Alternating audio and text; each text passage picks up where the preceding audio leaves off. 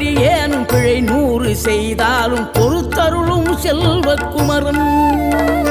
பொய்யான மயிலேறவும் காட்சி எழியாவும் ஒளி வீசும் தெய்வாம்சமே பொய்யான என் வாழ்க்கை புவி மீது நிலையாக அருள் செய்ய வர வேணுமே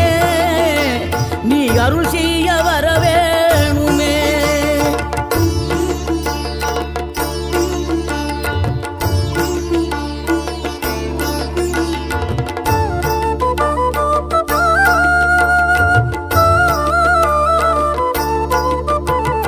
இகழ்தலையும் புகழ்தலையும் ஒரு முகமாய் கருதும்படி செவி உரைத்த முத்துக்குமரன்